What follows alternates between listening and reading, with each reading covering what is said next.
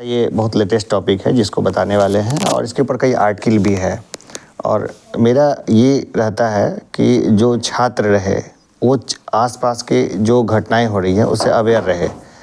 नहीं, आराम से बैठो, कोई दिक्कत नहीं है। तो अभी हम लोग देखते हैं कि एक वैश्विक लेवल पर क्या है, पूरी दुनिया में आबादी में गिरावट आई है।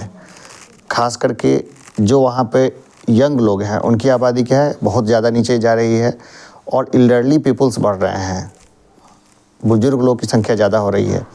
तो वहाँ पर बहुत सारे जो है ना काम करने वाले लोगों की भारी कमी हो रही है। जो ऐसे लोग जो उन देशों में जा कर के काम करें, जैसे कहीं पे प्लम्बर की ज़रूरत है, फिटर की ज़रूरत है ना, और भी बहुत सारे इलेक्ट्रीशियन की ज़रूरत है। कहीं पर एक्सपर्ट काम के लिए अच्छे इंजीनियर्स की ज़रूरत है, सॉफ्टवेयर इंजीनियर्स की ज़रूरत है। और भारत में बहुत बड़ी आबादी है और यहाँ पे कुछ आबादी तो स्किल्ड है ही। 99% आबादी को हम लोग स्किल्ड आबादी नहीं मान सकते हैं, लेकिन कुछ आबादी जो है वो स्किल्ड है। लेकिन अब हम देखते हैं कि हमारे पास कोई डेटाबेस नहीं है, हमारे पास कोई डेटाबेस नहीं है जिससे हम लोग ये जाने कि किस स्किल का कितना लोग हमारे देश में है। ITI किए हुए हैं तो कितने लोग हैं, या किस ट्रेड से कितने लोग हैं, ताकि उनको संबंधित देशों में भेजा जाए। और हमारे यहाँ क्या बेरोज़गारी बहुत है और फ़ॉरेन में ठीक उल्टा समस्या है। फ़ॉरेन में काम करने वाले लोग नहीं हैं। जैसे मेरे जैसा व्यक्ति है तो मेरे जैसा व्यक्ति को हमेशा जो है, जैसे कनाडा है, हमेशा बाँह खोल के बुलाया, या फिर USA है, या ऐसा बहुत सारा जगह है जहाँ पे मेरे से काफ़ी नीचे लेवल के लोग जो है वहाँ पे अच्छा काम कर रहे हैं, अच्छा पैसा भी कमा रहे हैं। लेकिन वहाँ अपनी परेशानियाँ हैं जिसके ऊपर में एक अलग से पूरी क्लास लेनी पड़ जाएगी। तो अभी उस क्लास के ऊपर हम बात नहीं करेंगे। अभी बात करें कि भारत सरकार का इनिशिएटिव। तो भारत सरकार चाहती है कि अब एक डेटाबेस बने, एक बहुत बड़ा डेटाबेस, जिसमें कि कौन सा छात्र, कौन सा जो व्यक्ति है वो किस चीज़ में एक्सपर्ट है। इसलिए सरकार ने बहुत इनिशिएटिव लिया। एक इनिशिएटिव है उसका अपार कार्ड का। अब हम लोग को देखने को मिलता है कि अपार कार्ड बनाने का काम शुरू हो गया है। यूडाइस प्लस स्टूडेंट वाला एक साइट होता है जो कि सेंट्रल गवर्नमेंट का है। तो ये सरकार चाहती है कि सभी बच्चों का अपार कार्ड बने। अपार कार्ड में क्या है कि हर बच्चे का पूरा डेटा होगा, उसका एकेडमिक डेटा होगा। एकेडमिक डेटा में हर चीज़ डिटेल से रहेगा। तो वो जो डिटेल रहेगा उस अपार कार्ड से कोई भी बच्चे का, एक तो सरकार मॉनिटर कर पाएगी कि हाँ ये बच्चा इतना स्किल का है, उसको संबंधित उस देशों में भेजा जा सकता है जहाँ पे वो स्किल कम है। ये बहुत बड़ा कदम हो सकता है। अपार कार्ड बनाने के साथ कई मुश्किलें भी हैं। जैसे अपार कार्ड में क्या है कि अगर बच्चे का अगर कॉमन प्रोफाइल अगर उसका भरा गया, अगर आधार ऑथेंटिकेट है और कॉमन प्रोफाइल अगर भर दिया तो कोई दिक्कत नहीं है। लेकिन जो फाइनल कंसेंट होता है वो कंसेंट में कुछ भी डाल दीजिए, ओके करिए तो ओके हो जाएगा, वो उसी पर जो है उसका अपार कार्ड जनरेट हो जाएगा। XYZ डाल के भी जो है पेरेंट्स के नाम में उसका XYZ बनाया जा सकता है। तो ये बहुत सारे स्कूलों में बनाया जा रहा है। छोटे छोटे स्कूल्स में जो है वो अपार कार्ड, सब स्कूल में, गवर्नमेंट स्कूल खास करके बनाती है, प्राइवेट स्कूल भी बनाती है। तो हर बच्चे का अपार कार्ड क्या कर दिया है गवर्नमेंट ने, अभी मैंडेटरी करने जा रही है। ये बहुत बड़ा जो है वो हल्ला है।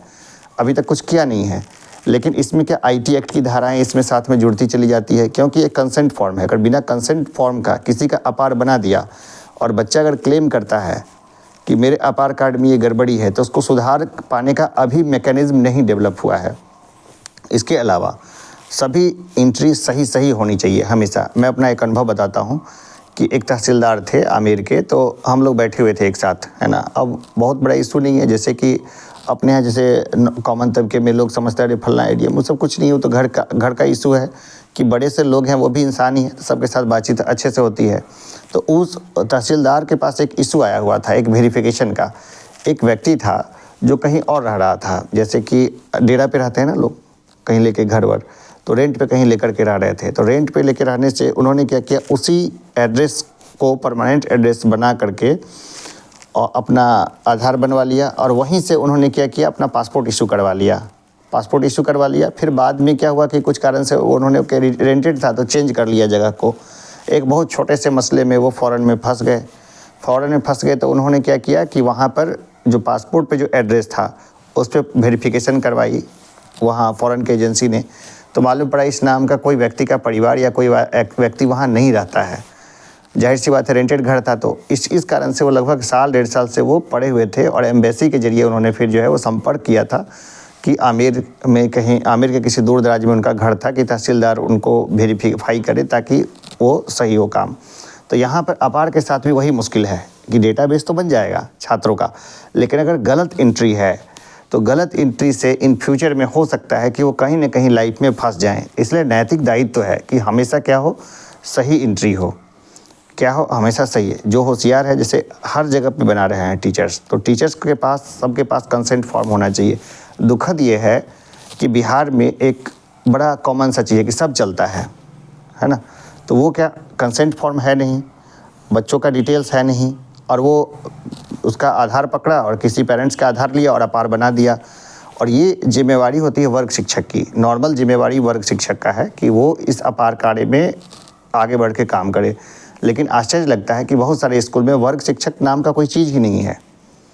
प्राइवेट स्कूल में जो क्लास टीचर होते हैं बिल्कुल होते हैं, और वो क्लास टीचर अच्छे से काम करते हैं, लेकिन हम देख रहे हैं कि बहुत जगह पे लोग इस जिम्मेवारी को लेना ही नहीं चाहते, बोलते वर्ग शिक्षक है ही नहीं।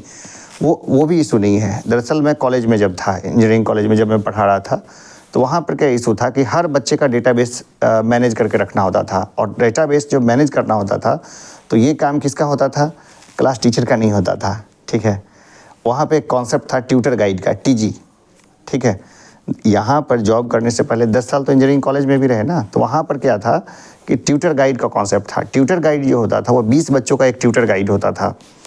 ठीक है, कोशिश ये किया जाता था कि एक ही ट्यूटर गाइड हमेशा रहे, लेकिन कई बार बदलते भी थे ट्यूटर गाइड। वो ट्यूटर गाइड जो होता थे बच्चे के हर डेटा को वो अपने पास रखते थे कि एकेडमिक बैंक में, जैसे टीसीएस आई, एक बार में टीसीएस में हमने अपने यहाँ से जेईसीआरसी में 300 बच्चों का सिलेक्शन कराया हुआ है अपने यहाँ से, जो बहुत अच्छे इंजीनियर बने।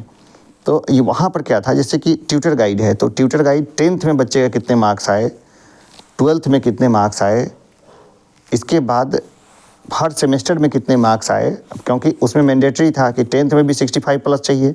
अभी तो कुछ बढ़ाया भी होगा, अभी नहीं मालूम है। टीसीएस कंसिस्टेंसी मांगती थी कि 10th में 65 प्लस मार्क्स होना चाहिए था, 12th में 65 प्लस मार्क्स होना चाहिए था। इसके बाद हर सेमेस्टर में इंजीनियरिंग का पहला सेमेस्टर, दूसरा सेमेस्टर, तीसरा सेमेस्टर, चौथा सेमेस्टर, 5वां सेमेस्टर, 6ठा, 7वां, 8वां, हर एक सेमेस्टर में क्या होना चाहिए, जो लगभग जो है वो उसके 75% से ऊपर मार्क्स, उसके 65% से ऊपर मार्क्स होने चाहिए, तब जाके वो टीसीएस के एग्ज़ाम में बैठेगा। और इसके बाद जो है वो, इसके बाद उसका जीडी होता था, ग्रुप डिस्कशन, और होता था पीआई, पर्सनल इंटरव्यू।